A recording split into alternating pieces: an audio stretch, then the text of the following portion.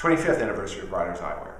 And from the very start in 1986, the idea of the company has been founded on performance sunglasses at a reasonable price so that everyone can get out and have eye protection and look good and look styling when they're doing stuff. And through the years, we've come up with some great styles and some fantastic glasses. The primary thing for us is that no matter if it's a stylish glass or it's a sports-specific glass that you'd wear only for cycling, the performance needs to be inherent in the sunglass. So you're going to find all the lenses on all our glasses are optically correct, decentered polycarbonate lenses. So they're shatterproof, they're scratch resistant. When I say they're optically correct, it means you're not going to get headaches if you wear them for too long, right. which is a great thing. Absolutely. Because ideally you're going to be wearing them for a long time. The polycarbonate is just sort of standard and hit it with a hammer and it's not going to shatter. Right.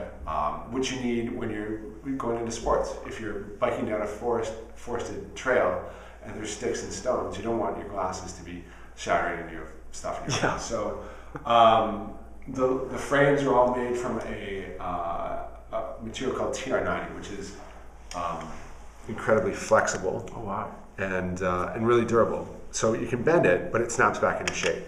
And then all of a sudden you have a great pair of sunglasses. These ones are the Chops, a new style for 2011. You're going to find hydrophilic features. So there's rubber there that's infused with materials, so it's not going to slip. The more you sweat, the more it stays stuck to your face. Oh really? Yeah. Interesting. And on those ones, it's just on the temples, and we have some. I don't know if we do it on this rack. Well, this is a throwback for our 25th anniversary. This is called the 25, the old blade style, but it's got the rubber, the hydrophilic temple tips as well. So when you put it on, it just stays stuck. Now, if I were to sweat, it would stay stuck more. Really? That is great. Yeah, that is fantastic. We're focusing a lot on the nose, not so much on the temples. Especially with some of our running glasses, we find that a lot of women wear running glasses. Mm-hmm. A lot of women, they buy more stuff in the running market, and they often have longer hair. So having something that's sticky by their ear with their hair is not a good thing. Right, so right. That's sort of the basic collection, and from here we take the same style. So the Chops or the 25 or the Rock Slide, and we add our different technologies into the lenses. So the Rock Slide, it's available in a polarized lens, which cuts the glare. So when you're on the water or on the snow or road biking, and the glare comes down and bounces up, it hits your glasses and you reduce the glare. Right. It's an amazing feature of the polarization. It just really reduces eye fatigue and eye strain. We also make a photochromic glass, which the lenses adjust to the available UV light. So when it's sunnier, the lenses get darker, and when the sun goes behind a cloud, the lenses get lighter. Very nice. There's a little transition, which is great for when you're out on a long road ride or you're just out running and you're going to run a 10K and you're out for an hour and you have no idea what the days are going to be like. Right. Some people in Southern California don't have that problem. Here in the Pacific Northwest, the weather changes 7 times every 3 minutes. This is true. And then we also we make an interchangeable glass. So you have 3 different lenses: a dark lens, a clear lens, and an orange lens. Depending on what your conditions are that day, you can pop in the lens that's right for you and get out there. And then at the top of the pile, we have something called a polarized photochromic lens, which combines the photochromic and the darkens and lightens and the polarization. So it's our top of the line glass. And even when it's lighter, when the photochromic it's darker outside, let's say. Yeah. For whatever reason, if it's sunset, the glare is still reduced because of the polarization. The glare is still reduced because of the polarization. That's great. That's awesome. That's what we do. Now we're here in North Vancouver. We're at the base of the North Shore Mountains, so this is sort of our testing ground. And our designers and pretty much everybody in the office rides bikes, and we get out on the North Shore and test the product. And we have a whole slew of athletes and good friends of ours who just like to ride or run or do all sorts of stuff. And so this is pretty much as it's wet, but this is the hardcore testing ground, and so we put the glasses through the ringer. It's also we're on the West Coast, and the style comes up from California. It's a little bit different, and so we have that influence in our style as well. So something like this, which is the chops, or this is our new. This is called the Solus, and it's sort of a rounder shape. But we got some big chunky styles, and just trying to have some fun with that sort of thing. Yeah, it's great looking. Yeah. Great looking glasses. Thanks. Really, and affordable. I think that's one of the when I got into road riding myself, and this is just me, of course, but when I did get into road riding, of course, I'm a gearhead, Right. Gearhead, Sure. and I want to put something on my face. Of course. That is a good-looking glass, but that I can afford. And yes, you can go with other companies that are going to, you're going to look at a $400 Sure. pair of glasses or something like this, but you guys are extremely affordable. I mean, how do you do it? There's an oil well in the back of the Gotcha. So, well, that helps. Yeah, it's fantastic. No, I mean, that's always from 25 years ago when we started. That was the idea: performance glasses at a price that's not that people can afford, that fits your lifestyle, so we try and in our price point, we try and have more value than we're spending a little bit more on hinges or a little bit more on lenses, and so that helps us compete against similar price point people. When you talk about glasses that are 2 times as much or 3 times as much, we don't have a lot of rock star athletes, and we don't have a suite of lawyers, and we don't. I mean, there's some fixed costs that they have that we certainly don't have, but that's by design. I mean, we found our niche and said this is where the majority of people are, and they want something that they don't have to give up a kidney to buy a pair of sunglasses, because frankly sunglasses are something that gets scratched or gets lost or gets left on the top of your car along with your coffee cup, and then you go for a ride, and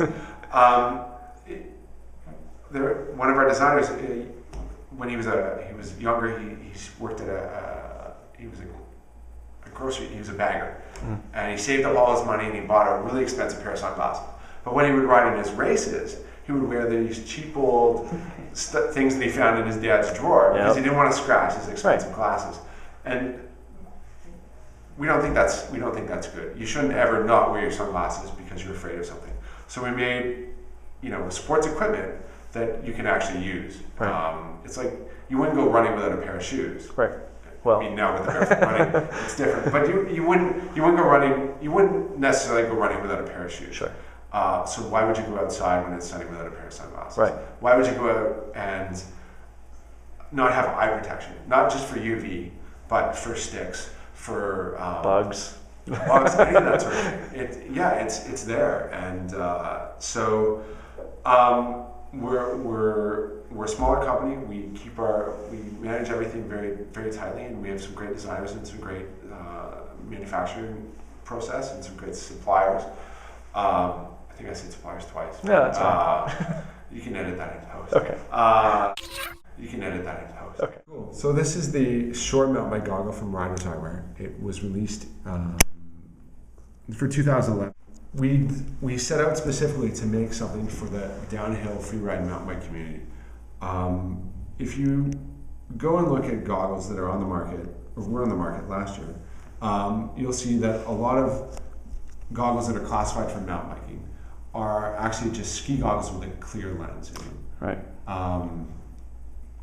Or moto goggles with a clear lens. They say moto goggles clear, and it's a moto goggle rebadged as a mountain bike goggle. Right. And what we said was that's not good enough. That doesn't work. We need to make something from the ground up that works.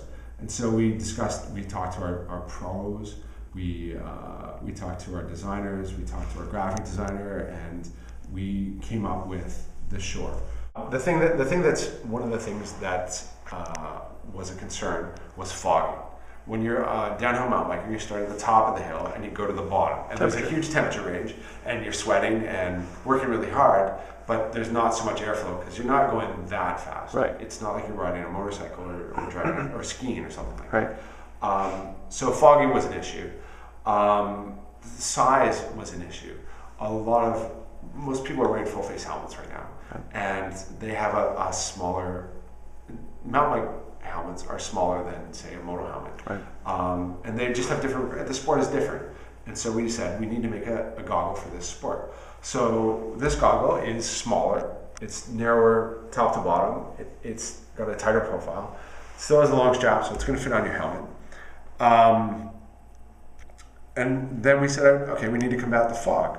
So what we did was we put in 2 lenses, so automatically that creates a barrier that should help reduce the fog.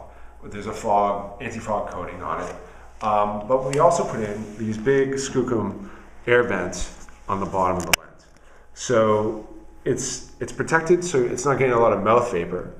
But as you're riding, the air will come in, flow through, cool the lens, and then exit through the top. So what that means, even got a fancy picture here to do it. Look at that. Yeah. Is that as one of our riders said, these are the best goggles I've ever worn. Wow. So we've had people riding them for the last through the summer into the fall, and everybody's really, really happy with them. And we're really excited that it's a great way. Yeah. Sorry to interrupt you. No, we're really excited that we can, lead the industry and say, hey, we saw a problem and we recognized it and we acted on it. Now these tabs here, if you don't mind. Oh, these tabs. Mm-hmm. Sure, they're for tear-offs. They're called tear-offs. Gotcha. And so you would put a plastic, if you're racing. You get mud kicked on them. Yeah, you get mud kicked on them. You can just rip them off. Very nice. We caution trying to be environmentally responsible. They're not the best thing because you're throwing plastic into the forest. Sure. But like for racing, they're great. You get that, don't they make plastic? They make plastic out of corn now that's completely biodegradable. They do make plastic out of corn. They do. You get it at Whole Foods, it's great. Yeah.